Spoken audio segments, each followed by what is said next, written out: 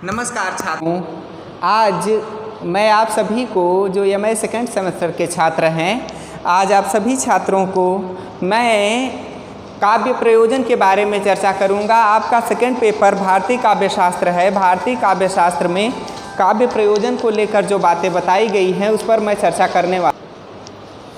अब काव्य प्रयोजन होता क्या है वो मैं आपको बताने चल रहा हूँ। तो देखिए, काव्य प्रयोजन वह होता है जो काव्य की सुंदरता को बढ़ाता है। जैसे किसी भी बात का प्रयोजन कब किया जाता है?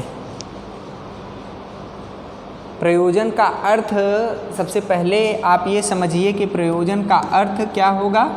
उद्देश्य, ठीक, पहली बात।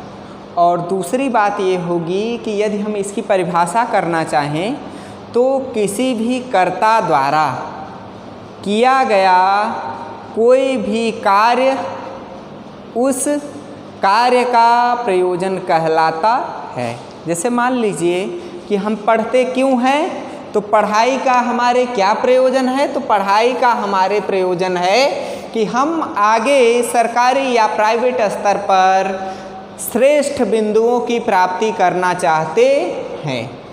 तो देखिए, काव्य प्रयोजन के लिए विद्वानों ने अलग अलग परिभाषाएं भी दी हैं कि प्राचीन काल से ही भारतीय मनीषियों के जीवन का उद्देश्य धर्म, अर्थ, काम और मोक्ष की प्राप्ति करवाने वाला रहा है। इस कारण से जब काव्य लिखा गया तो काव्य लिखने का जो प्रमुख और जो प्रथम उद्देश्य है वो क्या है? तो इस बात को देखने के लिए सभी विद्वानों ने अलग अलग अपने अपने विचार व्यक्त किए हैं। काव्य का प्रयोजन यानी काव्य का उद्देश्य क्या है, काव्य क्यों लिखा जाता है, किन कारणों से लिखा जाता है, और वो कारण कौन कौन से हैं जो व्यक्ति को काव्य लिखने के लिए प्रेरित करते हैं। जैसे मान लीजिए हम पढ़ने आते हैं तो हमारे पढ़ने का क्या उद्देश्य है? हमारे पढ़ने का उद्देश्य है, कुछ पत्रकार बनना चाहते हैं हिंदी जो पढ़ते हैं, कुछ ऐसे हैं जो सरकारी सर्विस में असिस्टेंट प्रोफेसर बनना चाहते हैं, कुछ लोग MA करके PGT प्रवक्ता के रूप में नियुक्ति पाना चाहते हैं। तो इस कारण से हमारे पढ़ने का प्रयोजन ये है, और काव्य लिखने का प्रयोजन क्या है वो मुख्यतः विद्वानों ने चार बताए हैं कि चार उद्देश्य होते हैं। तो पहला बताते हैं कि धर्म, दूसरा अर्थ, तीसरा काम, चौथा मोक्ष, यानी चार कारणों से काव्य लिखा जाता है। काव्य के प्रयोजन के चार प्रमुख कारण होते हैं। अब धर्म की प्राप्ति के लिए कैसे? मान लीजिए कि कोई भी व्यक्ति है, बूढ़ा हो चुका है, वह अच्छा पढ़ा लिखा विद्वान है, और क्योंकि हमारे धर्म में यह बात बताई गई है कि यदि हम धर्म करेंगे तो हमें ईश्वर की प्राप्ति होगी। तो जैसे ईश्वर को लेके आरती किसी ने लिखा तो वह आरती जो होगी व्यक्ति को ईश्वर प्राप्ति कराने का साधन होगी। तो कुछ लोग धर्म के लिए काव्य की रचना करते हैं। अर्थ, कुछ लोग धन की प्राप्ति के लिए काव्य की रचना करते हैं। उदाहरण के रूप में जैसे कवि सम्मेलन इत्यादि होता है, तो कवि सम्मेलन इत्यादि में कवि जो होता है वह क्यों काव्य की रचना करके लाता है, नई नई रचनाओं का पाठ क्यों करता है? ताकि उसकी रचना पर खूब तालियां बजें और उसे बहुत सारा इनाम दिया जाए। इस कारण से वह काव्य की रचना करता है। व्यक्ति इतिहास, भूगोल इत्यादि क्यों लिखता है? इतिहास, भूगोल इत्यादि लिखने पर उसे धन की प्राप्ति होती है। जैसे हमने अपनी किताब यदि पब्लिश करवा दिया, छपवा दिया, छापे खाने को दे दिया, तो जब वो किताबें बाज़ार में आएंगी तो उससे हमें धन की प्राप्ति होगी। तो उस पुस्तक को लिखने का, उस काव्य को लिखने का हमारा अर्थ क्या है? धन की प्राप्ति करना। काम, कुछ लोग अपने कार्य के लिए काव्य की रचना करते हैं। जैसे मान लीजिए जो प्रेमी इत्यादि हैं तो वो तरह तरह की शायरी इत्यादि की रचना अपने मनोविनोद के लिए, अपनी प्रेमिका को प्रसन्न करने के लिए लिखते हैं। या जैसे बॉर्डर पर जो हमारे सैनिक हैं उन्हें कार्य करवाने में प्रवृत्त करने के लिए काव्य रचनाएं की जाती हैं। उदाहरण के रूप में जैसे हमने बचपन में एक कविता पढ़ी थी, कदम कदम बढ़ाए जा, खुशी के गीत गाए जाए, जिंदगी है कौम की तो कौम पर लुटाए जा। तो इस कविता को, या रावण की पुतली नहीं झुकी तब तक चेतक मुड़ जाता था, या इस समाधि में छिपी हुई है एक राख की ढेरी, जल कर जिसने स्वतंत्रता की दिव्य आरती फेरी, यह समाधि वह लघु समाधि है झांसी की रानी की। या ये पंक्तियाँ, मानव जब जोर लगाता है पत्थर पानी बन जाता है। यानी कार्य करवाने के लिए, जैसे हमने देखा है कि कोई भारी बोझ इत्यादि होता है तो उसे उठाने में जब कई लोगों की आवश्यकता होती है और हम कितना भी प्रयास करते हैं वो भार उठाने में अक्षम हो जाते हैं, तो हमारे पीछे से कोई ऐसा व्यक्ति होता है कि वह तरह तरह की आवाज़ निकालता है, तो हम जब वह जोश से युक्त बातें काव्य की रचना करता है तो तुरंत ही हम उस कार्य को कर डालते हैं। अंतिम लक्ष्य जो होता है काव्य लिखने का वह होता है मोक्ष। मोक्ष यानी ईश्वर प्राप्ति की साधना। काव्य लिखने का चौथा कारण मोक्ष की प्राप्ति, यानी यदि हम इस काव्य की रचना करेंगे तो हमें ईश्वर की प्राप्ति अवश्य होगी। उदाहरण के रूप में जैसे कई ऐसे कवि हुए हैं जिन्होंने कि मोक्ष प्राप्ति के लिए गरुड़ पुराण इत्यादि इसी कारण से लिखे गए हैं कि जिससे मोक्ष की प्राप्ति हो सके। श्रीमद् भागवत गीता इत्यादि इसी कारण से लिखे गए हैं कि व्यक्ति को मोक्ष की प्राप्ति हो सके। तो देखिए काव्य लिखने के 4 प्रमुख कारण हैं। अब इन काव्य प्रयोजन के, काव्य लिखने के उद्देश्य को अलग अलग विद्वानों ने अपने अपने अनुसार अलग अलग रूपों में विभक्त करने का प्रयास किया है। सबसे पहले काव्य प्रयोजन की ओर ध्यान जिसका गया वो थे भरत मुनि। भरत मुनि ने सबसे पहले काव्य प्रयोजन की ओर लोगों का ध्यान आकर्षित किया। उन्होंने बताया कि दुखार्ता नाम काव्य क्या है? दुखार्ता नाम, दुख का नाश करने वाला। श्रमर्ता नाम, दुखहर्ता नाम, श्रमर्ता नाम, शोकर्ता नाम, शोक का नाश करने वाला। श्रम का, जैसे हम मेहनत करते हैं तो थक जाते हैं, तो श्रम को नष्ट करने वाला। और शोकार्ता नाम, शोक से संतप्त जो व्यक्ति हैं शोक को नष्ट करने वाला। तपस्वी नाम, तपस्वियों को साधना प्रदान करने वाला। विश्रांति जननम, विश्रांति जननम, लोगों को आराम और शांति प्रदान करने वाला। काल में, कई कालों में नाट्य में नाटकों की रचना की गई। नाट्य में भविष्यति, कि नाटकों की रचना की गई। दुख से संतप्त, श्रम से थके हुए, श्रमर्ता नाम यानी श्रम करके थके हुए। शोकर्ता नाम, शोक से व्याप्त। और तपस्वियों के विश्राम के लिए धर्म, यश, आयु वृद्धि, हित साधन, बुद्धिवर्धन के लिए नाट्य में यानी नाटक शब्द को हटाकर काव्य शब्द केवल आचार्य भरत मुनि के इस वाक्य में रख दिया जाए तो बात पूरी तरह से काव्य प्रयोजन पर आधारित होगी कि तब उस कारण से काव्य की रचना की गई। काव्य की योजना की गई। फिर इसके बाद अगले आचार्य आते हैं भामह। भामह क्या बताते हैं? भामह यह बताते हैं कि काव्य दुख, श्रम, शोक और तपस्वियों को शांति प्रदान करने वाला साधन है। लेकिन वो जो मैंने ऊपर आपको बताया था कि धर्म, अर्थ, काम, मोक्ष की ओर इनका ध्यान जाता है। जैसे कोई भी बात शुरू होती है तो जब बात शुरू होती है तो तुरंत ही वह अपनी परिपूर्णावस्था में नहीं होती है। उदाहरण के रूप में जैसे सड़क जब बनाई जाती है तो सड़क पे पहले मिट्टी फेंका जाता है, मिट्टी के बाद फिर मोटी वाली गिट्टी या पत्थर डाले जाते हैं, फिर उसके बाद लाल कलर की मिट्टी डाली जाती है, फिर अंत में उस पर सीमेंटेड रोड या उस पर काली गिट्टी वाली सड़क ड्रामल से बनाई जाती है।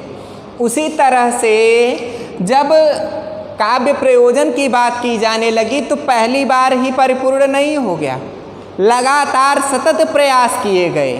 तो सतत प्रयासों के परिणाम स्वरूप एक नया विचार निकल करके आया जिसने काव्य प्रयोजन की सही परिभाषा दी। तो अलग अलग आचार्यों ने अलग अलग परिभाषाएं दी हैं, किंतु सब में सबसे एक एक महत्वपूर्ण बात मिल रही है। जैसे यदि हमारा देश विकसित होता है तो एक बात को लेकर नहीं विकसित होता कि सड़कें बहुत अच्छी हैं इसलिए विकसित हो गया, नहीं, सड़कें भी अच्छी होनी चाहिए, पढ़ाई लिखाई भी वहाँ हमारे देश के लोगों की अच्छी होनी चाहिए, मेडिकल चिकित्सकीय सुविधाएं भी अच्छी होनी चाहिए और हमारे घर भी बहुत अच्छे होने चाहिए। इसके साथ साथ हमारी सोच भी विकसित होनी चाहिए, हमारे परिवहन और रहन सहन में भी सुधार होना चाहिए। भामह क्या बताते हैं कि भामह कहते हैं कि काव्य की रचना किस लिए की गई है? धर्मार्थ काम, धर्म अर्थ और काम मोक्ष, मोक्षेषु धर्मार्थ काम मोक्षेषु वैचक्षण्यम कलासु च।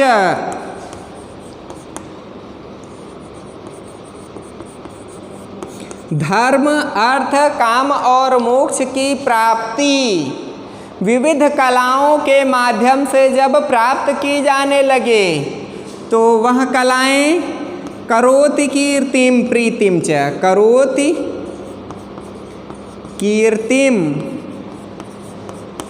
प्रीतिम च साधु काव्य निबंधनम।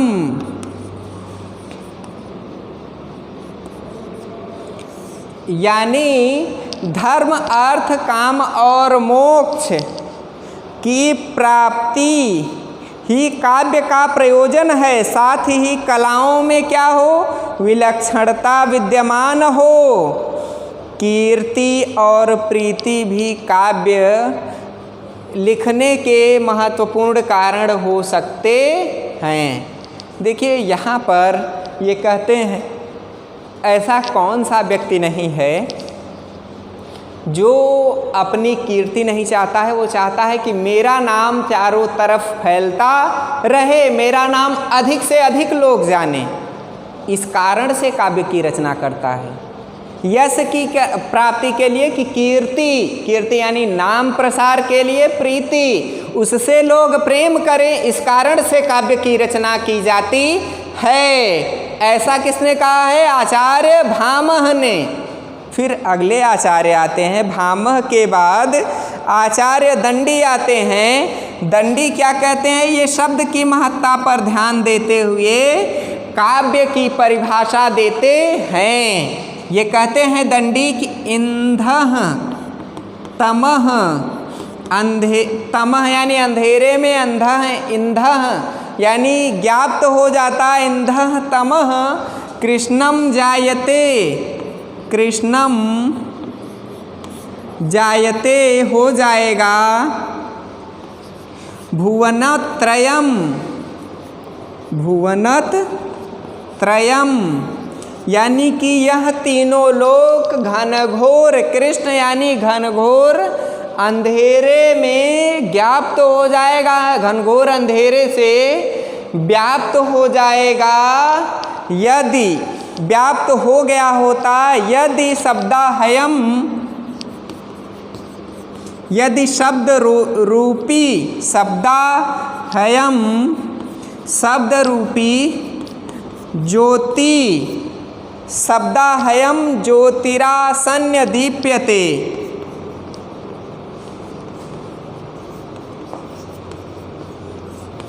यहाँ दंडी क्या कहते हैं कि यह पूरा संसार घनघोर अंधेरे से व्याप्त हो गया होता, यदि शब्द रूपी ज्योति इस संसार में न आई हुई होती तो पूरा संसार घनघोर अंधेरे में व्याप्त हो गया होता। यानी काव्य को लिखने का कारण ये बताते हैं कि संसार के अंधकार को दूर करने वाला साधन काव्य है, ऐसा आचार्य दंडी बताते हैं। तो देखिए छात्रों, तीन बातें हमें मिली कि पहले भरत मुनि ने दुख इत्यादि को नष्ट करने वाला साधन काव्य बताया, काव्य के प्रयोजन का कारण।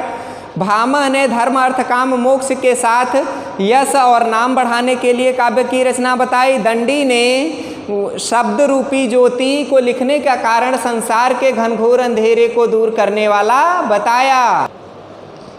अगले आचार्य हैं वामन। वामन क्या कहते हैं कि काव्य क्या है?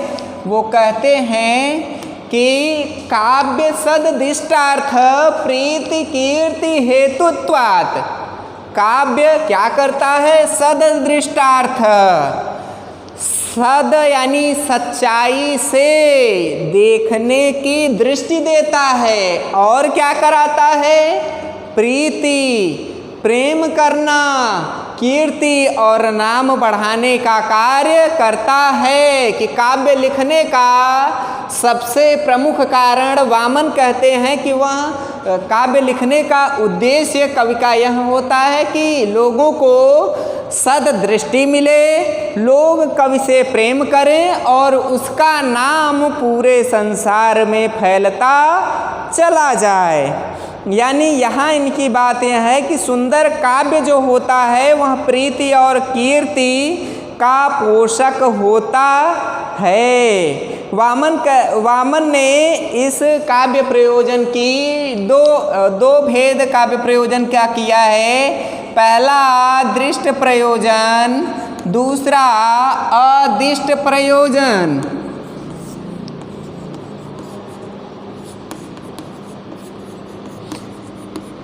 देखिए छात्रों, दिष्ट प्रयोजन और अदिष्ट प्रयोजन, इन्होंने जो भेद बताया है वो कहते हैं कि जो दिष्ट प्रयोजन होता है वह आनंद और प्रीति उपलब्ध कराता है। यानी जो कवि लेखक होता है उसे आनंद की प्राप्ति कराता है, और किसकी प्राप्ति कराता है? प्रीति की। आनंद और प्रीति की प्राप्ति कराने वाला साधन दृष्ट प्रयोजन होता है, जो सामान्य रूप से दिखाई देता है।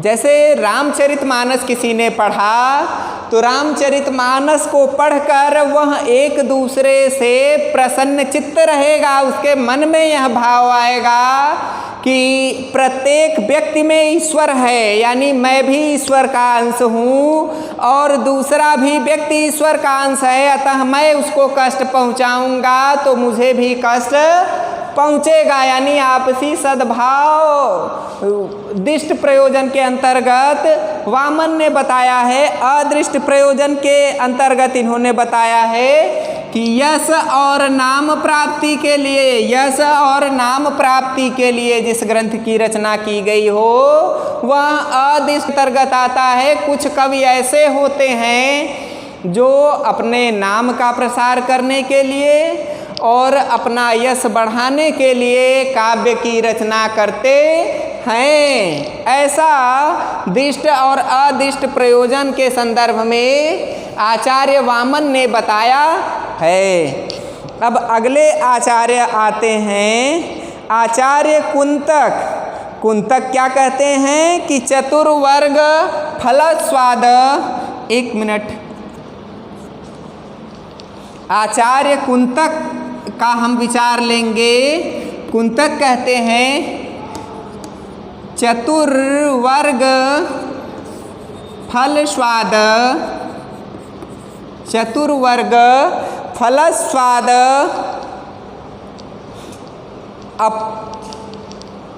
मप्यति क्रय तद्विदम,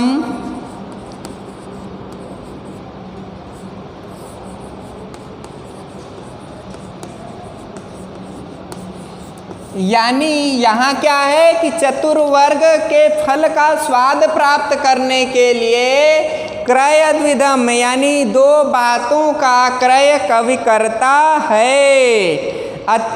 क्या करता है? काव्यमृत सेनांत।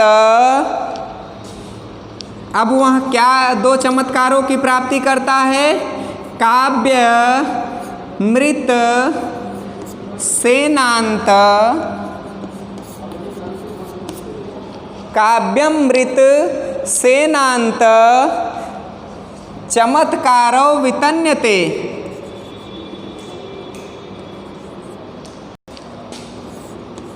चमत्कारो वितन्यते।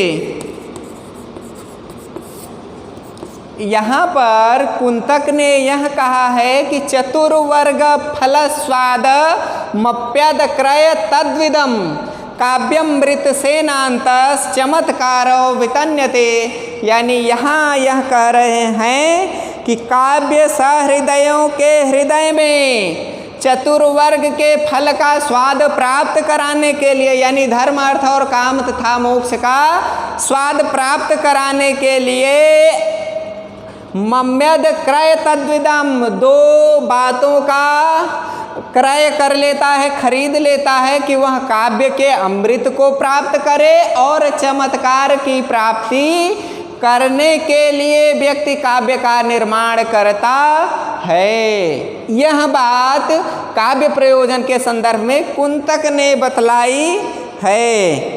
अब अगले आचार्य आते हैं आनंदवर्धन। आनंदवर्धन क्या बताते हैं? कहते हैं तेन ब्रूमः सहृदयः,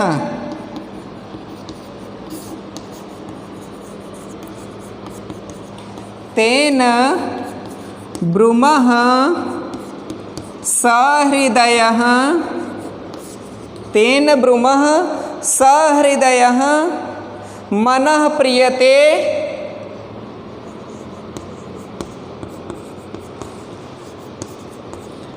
तत्वशाम, यानी तेन हृदय तेन ब्रूमः वे बोलते हैं, वे बताते हैं कि सहृदयः मनः प्रियते, सहृदयः मनः प्रियते यानी काव्य का जो पाठ करने वाला सहृदयी व्यक्ति है उसके मन को जो प्रिय लगे उस कारण को लेके काव्य की रचना कवि करता है। आगे आचार्य मम्मट हैं तो मम्मट ये बताते हैं कि कीर्ति और प्रीति काव्य का कारण है। वो कहते हैं कि काव्यम, मम्मट के अनुसार हम चलते हैं तो मम्मट काव्य का हेतु बताते हुए कहते हैं कि काव्यम यशसे कृते, यशसे कृते व्यवहार विदे शिवेतर छक्ते, यानी काव्य यश की वृद्धि करता है, व्यवहार में परिवर्तन करता है। शिवेतर छक्ते शिव से इतर तत्वों से रक्षा करता है, यानी असत्य से हमारी रक्षा करता है। सद्यः परिनिवृत्तये, सद्यः परिनिवृत्तये कांता सम्मित उपदेश युजे,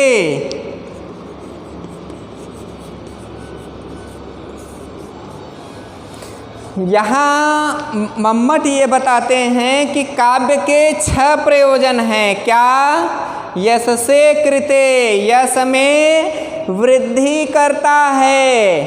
धना व्यवहार विदे, व्यवहार में परिवर्तन लाता है। शिवेतर छक्तये, शिव से इतर तत्वों से रक्षा करता है। और सद्यः परिनिवृत्तये, यानी निवृत्ति के जो माध्यम हैं उनसे तुरंत परमानंद की प्राप्ति करवाता है। कांता सम्मित उपदेश युजे, कांता सम्मित यानी श्रेष्ठ बातों से युक्त उपदेश की प्राप्ति करवाने का कारण भी काव्य के प्रयोजन का कारण होता है। कि काव्य की रचना मम्मट के अनुसार कवि इसलिए करता है कि यश की वृद्धि हो जाए, व्यवहार में परिवर्तन हो जाए, शिव से इतर तत्वों से रक्षा हो जाए, धन की प्राप्ति हो जाए, दूसरों तुरंत आनंद की प्राप्ति हो जाए और श्रेष्ठ बातों को व्यक्ति आसानी से सीख सके। इन बातों का समावेश आचार्य मम्मट अपने ग्रंथ में करते हैं। फिर इसके बाद अंतिम आचार्य हैं आचार्य विश्वनाथ। विश्वनाथ क्या बताते हैं? विश्वनाथ यह बताते हैं कि चतुर्वर्ग फल प्राप्ति। क्या वो कहते हैं कि चतुर्वर्ग, यानी चतुर्वर्ग क्या है? धर्म, अर्थ, काम, मोक्ष, चतुर्वर्ग के फल की प्राप्ति सुखादल्प धियामपि, सुखादल्प धियामपि, यानी कि यहाँ बता रहे हैं आचार्य विश्वनाथ की सुख जो अल्प मात्रा में व्यक्ति के पास है उसकी प्राप्ति करवाने का साधन क्या है? काव्य का प्रयोजन। और फिर वो क्या कहते हैं? काव्यादेव यस्तेन, काव्यादेव यस्तेन तत्स्वरूपम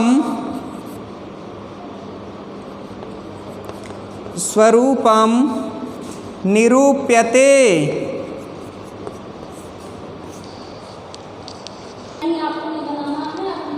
चतुर्वर्ग फल प्राप्ति सुखादल्प धियामपि काव्यादेव यस्तेन तत्स्वरूपम निरूप्यते, यानी धर्म, अर्थ, काम, मोक्ष की प्राप्ति के लिए व्यक्ति काव्य की रचना करता है। और कवि का जो उद्देश्य है वह सुख की प्राप्ति अल्प मात्रा में कराने का भी समर्थन करता है। आचार्य विश्वनाथ कहते हैं कि काव्य के इस स्वरूप की रचना करने के लिए काव्य प्रेरित होकर के कवि प्रेरणा लेकर नवीन तत्वों की रचना हेतु आगे बढ़ने का प्रयत्न करने लगता है।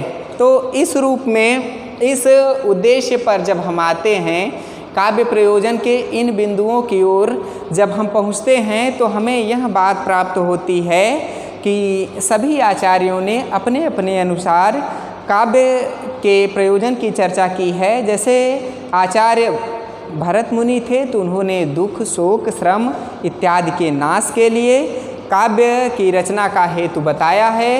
फिर इसके बाद अगले, तो यहाँ पर भरत मुनि जो थे, भरत मुनि ने जो बताया है, तो भरत मुनि के बाद जब भामह आते हैं तो भामह यह कहते हैं कि चतुर्वर्ग फल की प्राप्ति, यश की प्राप्ति और धन की प्राप्ति के लिए व्यक्ति काव्य निर्माण करता है। फिर इसके बाद अगले आचार्य आते हैं दंडी। वो कहते हैं कि यह संसार घनघोर अंधेरे में चला गया होता यदि काव्य रचना रूपी प्रवृत्ति न आई हुई होती। फिर इसके बाद अगले आचार्य आते हैं वामन। वो कहते हैं कि प्रीति, कीर्ति और सद्दृष्टि को प्राप्त करवाने वाला साधन काव्य है। कुंतक आते हैं तो वो कहते हैं कि धर्म अर्थ काम मोक्ष की प्राप्ति के जो महत्वपूर्ण साधन हैं वो काव्य के निर्माण में सहायक होते हैं और कवि को ऊर्जा प्रदान करते हैं। अगले आचार्य आते हैं आनंदवर्धन। आनंदवर्धन ने यह बात बताई है कि सहृदय के मन को प्रिय लगने वाली बात काव्य निर्माण का प्रमुख साधन है। मम्मट हैं, मम्मट यह कहते हैं कि काव्य यश वृद्धि, व्यवहार वृद्धि, शिव से इतर तत्वों से रक्षा, निवृत्ति और श्रेष्ठ उपदेशों की प्राप्ति कराने का साधन है। आचार्य विश्वनाथ चतुर्वर्ग फल प्राप्ति, उन्होंने आचार्य विश्वनाथ ने पूर्व के सभी आचार्यों के मतों का समर्थन करते हुए सभी आचार्यों के मतों को समाहित किया और इस तरह से छात्रों मेरी तरफ से काव्य प्रयोजन आज समाप्त हुआ। कल जब हम मिलेंगे तो हिंदी आचार्यों के अनुसार काव्य प्रयोजन को पढ़ेंगे।